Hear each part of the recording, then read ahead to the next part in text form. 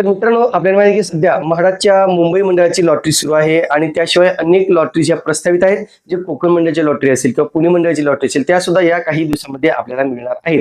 परंतु जेव्हा एखादी शासकीय योजना जाहीर होते, तेव्हा मात्र अनेक जण त्या योजनेचा फायदा घेण्यासाठी पुढे येतात आणि त्या योजनेतून आपल्याला घर मिळावं, कमी दरामध्ये घर मिळावं, यासाठी प्रत्येक जण धडपडत असतो आणि त्यांना सर्वात मोठा पर्याय असतो तो म्हणजे म्हाडाच्या लॉटरीचा. म्हाडाच्या लॉटरीतून घरे घ्यावीत असं प्रत्येकाला वाटत असतं आणि प्रत्येक जण त्या दृष्टीने प्रयत्न करत असतो. परंतु इथेच काही जण असे असतात मित्रांनो की त्यांना घर लागून सुद्धा, एक घर मिळून सुद्धा 2-2, 3-3 घरे मिळवण्यासाठी धडपडत असतात.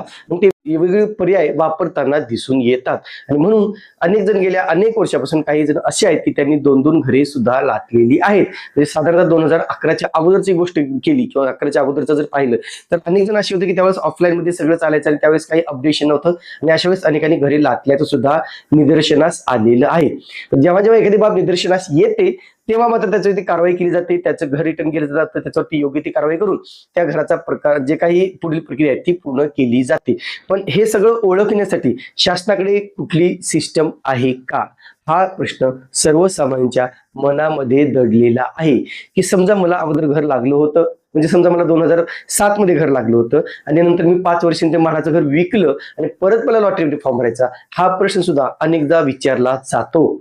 तर आता मित्रांनो, जे काही प्रकार आहेत असे प्रकार रोखण्यासाठी किंवा एकदा घर घेतल्यानंतर पुन्हा घर घेऊ नये याकडे सरकारने आता मोठ्या प्रमाणात ऍक्शनला सुरुवात केलेली आहे.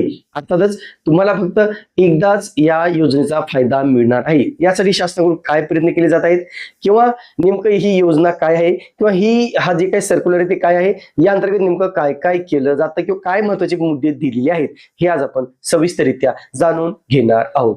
नमस्कार मित्रांनो, कसे आहात सगळे? मजेत ना? स्वागत आहे आपल्या सर्वांचं या युट्यूब चॅनलवरती, ज्याचं नाव आहे RK प्रॉपर्टी न्यूज.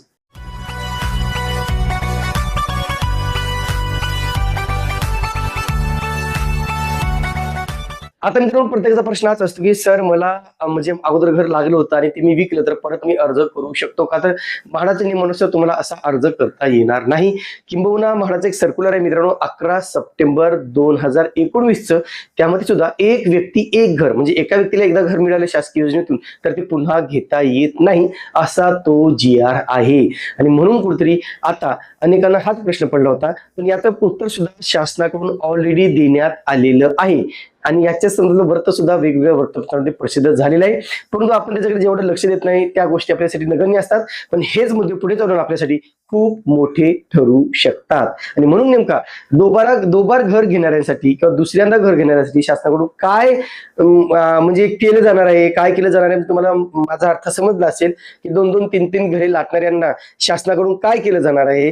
तर मित्रांनो, या ठिकाणी एक खूप मोठं अपडेशन केलं जाणार आहे, ते म्हणजे युनिफाईड पोर्टल. युनिफाईड पोर्टल वरती शासनाकडून जेवढ्या काही गव्हर्नमेंट योजना राबवल्या गेलेल्या आहेत त्यांचं अपडेशन केलं जाणार आहे आणि शासकीय योजनेतून ज्यांनी घरे मिळवलेली आहेत त्यांचे अपडेशन केलं जाणार आहे, जेणेकरून ते बाब लगेच लक्षात येऊ शकतो. सध्या मित्रांनो असं आहे की लॉटरीत घर लागल्यानंतर किंवा लॉटरीमध्ये घर भरताना किंवा एखाद्याचं चाळीमध्ये घर असेल तर चाळीमधल्या व्यक्ती जर घरासाठी फॉर्म भरत असेल तर त्याला अलाउड केलं जातं, त्याला म्हणजे तो इलिजिबल ठरतो. पण जर त्याला म्हाडाच्या लॉटरीत घर लागलं तर पुढे मात्र त्याला चाळीच्या ठिकाणी जो काही शासनाचा घर प्रकल्प राबवला जाईल, SRAचा असेल, पुनर्वसनचा आहे, शिवशाहीचा आहे, तर अशा वेळेस मात्र त्यांना त्याचा लाभ घेता येणार नाही असा तो नियम आहे. आणि त्याच्या संदर्भातलं हमीपत्र सुद्धा शासनाकडून लिहून गेलं जातं, म्हाडाकडून लिहून घेतलं जातं.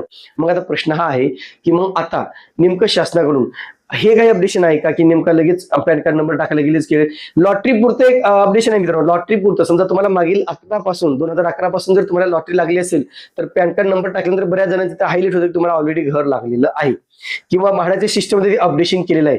पण जुनी अपडेशन अद्यापही झालेली नाहीत, म्हणजे 2007, 8, 6 असेल त्यांचं अपडेशन अद्यापही झालेलं नाही. मग त्यासाठी शासनाकडून काय केलं जाणार आहे, युनिफाईड पोर्टल तयार केलं जाणार आहे, त्याच्यामध्ये ही माहिती फीड केली जाणार आहे, म्हणजे समजून येईल की नेमका या व्यक्तीने अगोदरच्या शासनाच्या योजनेत घर मिळवलं आहे का.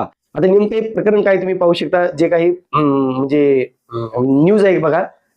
ही न्यूज आहे मित्रांनो, सकाळच्या ई आवृत्तीमध्ये आलेली न्यूज आहे आणि त्याच्यामध्ये हे सविस्तररित्या माहिती देण्यात आलेली आहे. काय देण्यात आलेली ही न्यूज मित्रांनो 5-6 दिवसापूर्वी आलेली आहे.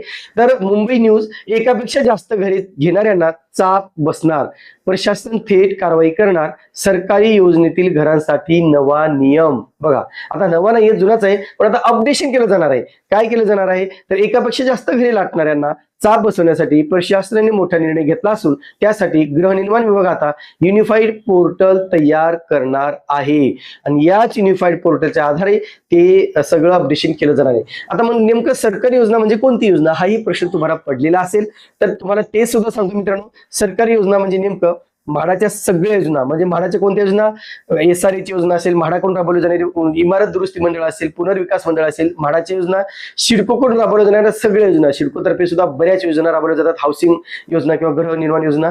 नंतर आहे मुंबई महानगरपालिकेकडून राबवल्या जाणाऱ्या ज्या काही योजना आहेत त्याचं अपडेशन केलं जाणार, म्हणजे महानगरपालिकेकडून सुद्धा, BMC कडून सुद्धा बऱ्याच मोठ्या प्रमाणात गृह प्रकल्प राबवले जातात आणि आता सध्या BMC चे बऱ्याच ठिकाणी गृह प्रकल्पाची कामं सुरू आहेत. त्याचे कुठेतरी काही काळानंतर जाहिरात येऊ शकते. नंतर शिवशाही पुनर्वसन प्रकल्प, याही अंतर्गत तुम्ही जर घर घेतली असेल तर तुम्हाला घर घेता येणार नाही. SRA माध्यमातून जर तुम्ही गृहनिर्माण प्रकल्प राबवले असतील किंवा शासनाचे असतील त्याही अंतर्गत ही सगळी घरे तुम्हाला आता परत घेता येणार नाहीत. म्हणून अशा वेगवेगळ्या योजना, अजून PMAY ची अनुदान योजना असेल, अशा वेगवेगळ्या योजना आहेत मित्रांनो, त्याचं अपडेशन केलं जाणार आहे. म्हणून सरकारी योजनेतून तुम्हाला आता एकदा घर मिळाल्यानंतर परत घर घेता येणार नाही. एक महत्त्वाची माहिती हायलाइट केलेली आहे, सदर घर घेताना त्यांच्याकडून अनेक जण दुबार घरे घेताना दिसून येत आहेत, म्हणजे झोपडपट्टीमध्ये आहे, SRA मध्ये आहे, तर त्यांच्यासाठी काय सरकारने वाढून ठेवलेलं आहे, घर घेताना त्यांच्याकडून याआधी सरकारी योजनेतून घर घेतले नसल्याचे हमीपत्र लिहून घेतले जात असले तरी त्याची खातरजमा करण्यासाठी कोणताही एकत्रित प्लॅटफॉर्म उपलब्ध नाही. सध्या काय केलं जात होतं की तुमच्याकडून हमीपत्र लिहून गेलं जात होतं. हमीपत्रानुसार समजा झोपडपट्टी घर आहे तर झोपडपट्टीवाल्याकडून लॉटरी लागल्यानंतर ते लिहून घेतलं जात होतं की परत मी SRA मध्ये किंवा येणाऱ्या योजनेमध्ये मी लाभ घेणार नाही. पण येणाऱ्या SRA योजनेमध्ये लाभ घेतला आहे किंवा नाही, किंवा तो घेईल किंवा नाही, हे कसं कळणार, तर या सिस्टम मधून कळणार आहे. मग त्याची खातरजमा शासनाकडून केली जाणार आहे आणि एकत्रित प्लॅटफॉर्म उपलब्ध झाल्यामुळे त्याचा गैरफायदा घेतला जात होता. पण आता मात्र याची गंभीर दखल घेऊन युनिफाईड पोर्टल तयार केलं जाणार आहे. आता काय होतं याच्यामध्ये महत्वाची माहिती बघा, पडताळणी कशी केली जाऊ शकते. सध्या घरांची ऑनलाईन सोडत काढली जाते. बघा, आता सध्या आपल्याला माहिती का ऑनलाईन सोडत काढली जाते. अर्जासह इतर सर्व प्रक्रिया ऑनलाईन पार पाडली जात असली तरी त्याचा डेटा किंवा पोर्टल एकमेकांना लिंक नाही, त्यामुळे क्रॉस व्हेरिफिकेशन करता येत नाही. त्यामुळे युनिफाईड पोर्टल तयार केले जाणार आहे. यामुळे एखाद्याने घरासाठी अर्ज करताच त्याने याआधी कोणत्या सरकारी योजनेतून घर घेतले आहे का हे समोर येऊन त्याची पडताळणी करणे शक्य होईल. आणि ही कुठेतरी जे गरजू लोक आहेत त्यांच्यासाठी खूप महत्वाची बाब आहे. जे गरजवंत लोक आहेत, ज्यांना खरंच घर नाहीये, ज्यांना घरांची गरज आहे, अशांना नक्कीच घरे मिळतील. आणि जे एजंट लोक आहेत की जे इतर लोकांच्या नावे अर्ज करून किंवा इतर जे काही किंवा असे लोक आहेत की दोन 4 घरे घेत आहेत, त्यांना मात्र कुठेतरी आळा बसू शकते असं आपण ठामपणे सांगू शकतो. म्हणून नेमकं आता याचं इम्प्लिमेंटेशन कधीपासून होईल, ह्याच्यावरती काय अंमलबजावणी केली जाईल, कशा प्रकारे केली जाईल, काय ठरवलं जाईल, सिस्टम कोणती प्रक्रिया पार पाडली जाईल, हे आपल्याला काही दिवसामध्ये समजणार आहे. काही असो, हा जो काही निर्णय शासनाने घेतलेला आहे तो अगदी योग्य निर्णय आहे. या निर्णयामुळे नक्कीच गरजवंतांना फायदा होईल अशी आपण अपेक्षा करूया. तुर्तास मित्रांनो इथेच थांबतो. पुन्हा भेटूया एका नवीन व्हिडिओसह. तोपर्यंत आपली रजा घेतो. धन्यवाद.